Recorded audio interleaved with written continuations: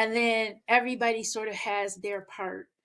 And so when you think about something that's possible, you think about exchange of information. Technology has made the exchange of information easier than it's ever been. And how do we utilize that to expand access? To really think about how we can be more transparent and how we can be more collective. That when you have everybody's piece that comes together, your village becomes that much more powerful.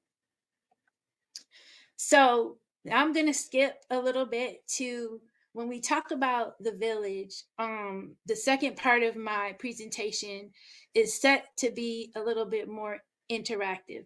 However, we're in a question and answer space, and I will save room for questions at the end and possible answers. But I wanted to do this presentation in the same way, or keep the same presentation that I would have done live in person.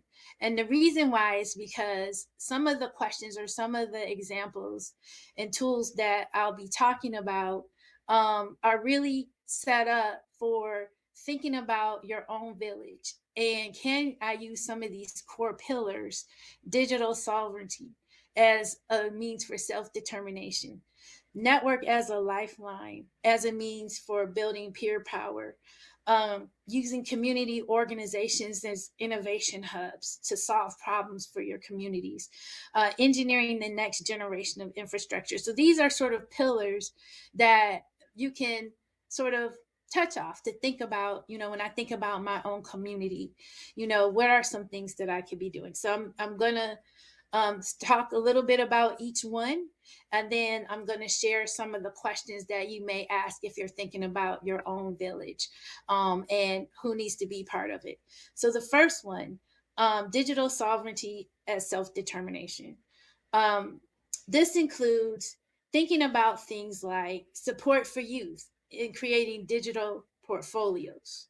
So them telling their own story of self, looking at what they're doing in a resume, using that information to figure out sort of what is their next steps, what do they want to do, thinking about open source contributions. And this is where, AI, and you see a lot of this now, but like, using AI to help you with your content creation, using AI to code repositories. But I think a big thing that we have to think about when we think about the use of AI, or when we think about the use of data, and when we think about analytics and how we, in content creation, and it's like, oh, I get this many likes and this means something.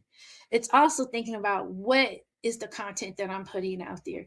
How is that content helping my village, right? And when we think about AI, we also have to think about other things like, how am I using prompts? How am I using prompt engineering? Am I using AI as a repository or a source to help me solve a problem or a need in my community a lot faster? How am I using it to say, as a method, hey, I need to solve a problem because elders in my community are having issues with certain things, and I need, as an engineer, not necessarily the engineering way, but I need some advice, or I need some examples of how I could help solve that problem. And so it's just thinking about it and teaching it from a value sense. How do we use this data? And then the other thing is, how do we look at peer-to-peer tools, things that we can utilize together? And it's a way to think of ourselves as a neural network. So, our brain is a neural network. So we know we have networks of folks that are close and centered around us. We have networks that could be considered sparse. And then we have networks where, well, I need to reach out of my comfort zone and go to this person. And so how do we begin to build those networks to think about ourselves as, a digital cooperative. How do we build that? And so these are just some We are live examples. from the There's lots stadium. of them out there. Arkansas Pine Bluff So Golden the Lions versus questions Grambling that Tigers. you Here may we want to go. ask, if you're looking at how do I build my community and my village 5 around yards on the digital play. sovereignty, Second and how 5 can yards my coming up. community exercise greater Incomplete control over pass. its digital spaces, Grambling its Tigers will have to data, try its again. stories? How can I ensure that First these are down, protected? Grambling Tigers. What does this 6 also yards and mean they for keep your the drive community? alive. What does digital mean as Incomplete self-determination? pass. Grambling And Tigers will ones have to that try I again. know that we've been talking about a lot, in the Picked forefront, off. data ownership. The quarterback will want that one back. Grambling Tigers ball. Culturally rooted online spaces. Economic empowerment. The pass falls incomplete. Second and long yardage now. And governance. Building local digital First down. infrastructures. Arkansas Pine Bluff Golden Lions grinds out 14 yards. Keep the sticks moving. Reaches across all generations. And so these are 6 yards on the play. There are others. Second and short yardage coming up. So feel free to add them in the Q&A. He didn't tuck it away, and Arkansas Pine Bluff Golden Lions makes them pay. Fumble recovered. Right, network as a lifeline, and how we begin to build peer power. So 4 yards on the play. Key things here Second and 6 yards coming up. If you're thinking about, what sack. I do, and this is Arkansas Pine Bluff Golden Lions brings him down for a 9-yard loss. Mentorship chains across STEM organizations, in tech spaces, in community programs. Again, because 4 yards on the play. STEM, third and long yardage coming up. National Society of Black Engineers, but there are other tech spaces. There are other organizations, and then when I think the pass falls incomplete. How do we get fourth and long yardage now. In a network, and just like that, the ball changes hands. Grambling Tigers defense comes up big. In our village. Also thinking about first down, Arkansas Pine Bluff Golden Lions. 17 yards and they keep the drive alive.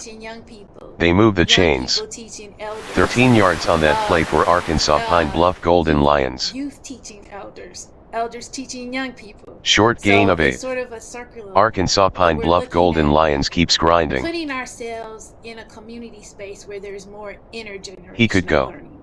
Because we can all the way, and he does. And then the other touchdown is, Arkansas Pine Bluff Golden Lions. Organizing community networking. Extra point is good. Without so some of when you're talking about building your peer power, sometimes it means stepping outside. Extra point is good. Arkansas Pine Bluff Golden Lions adds the point. So that you can get more input, you can get more thought, you can get more experience. Short gain of 4. And then thinking about Grambling Tigers keeps grinding. A network where you're looking 2 yards on the play. Third and short yardage coming up. Group of power, and that is again the pass falls incomplete. Your neural network, fourth and short yardage now. A more inclusive village. And just like that, the ball changes hands. Grambling Tigers defense comes up big. For your networks today. And that, so keep thinking. He breaks free. 23 yards and a fresh set of downs for Arkansas Pine Bluff Golden Lions. The other question is, what's the biggest short gain of 2. Arkansas Pine Bluff Golden Lions keeps grinding. You have shared knowledge and mentorship. 5 yards on the play. Problem solving. Third and short yardage coming up. Emotional and moral support. You have access to opportunities and resources. They move the chains. 13 yards on that play for Arkansas Pine Bluff Golden Lions. Who am I in my community identity? And that's incomplete pass.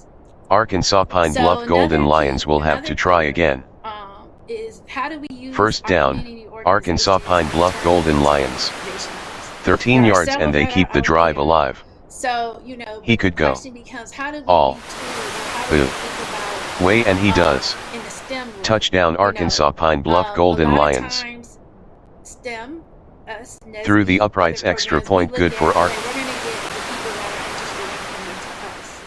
So another way to look at it is through the uprights, extra point good for Arkansas Pine Bluff Golden Lions. organizations that maybe not be STEM related, but want to do STEM stuff. So what is our role in that? So it's sort of like, how do we build sort of that innovation around that? Another key component is innovation. Incomplete pass. Thinking about Grambling and I tigers now will have talk to to my try again. engineers and my scientists, professionals, bringing them in to help develop workshops and other things that lead to opportunities to build the workforce. What is it an experienced engineer or scientist can tell somebody from another organization or help them with designing those pathways into some of the credentials that they may need. We see that a lot with career and technical education programs in education.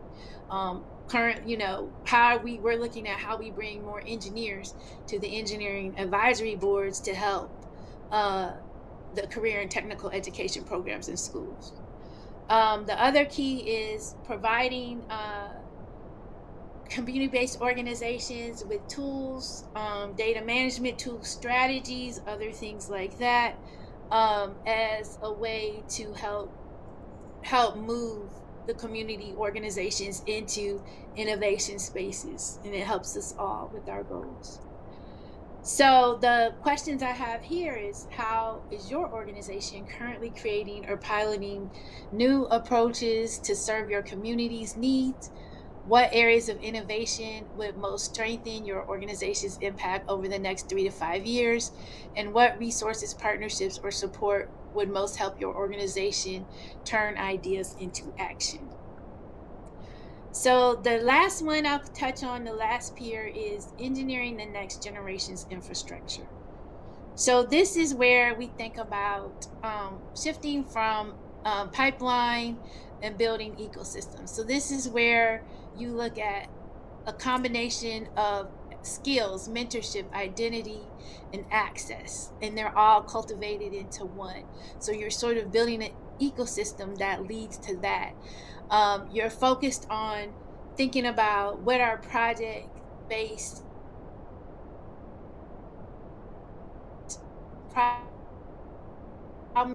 based and that are rooted in our youth voice, and that have community relevance.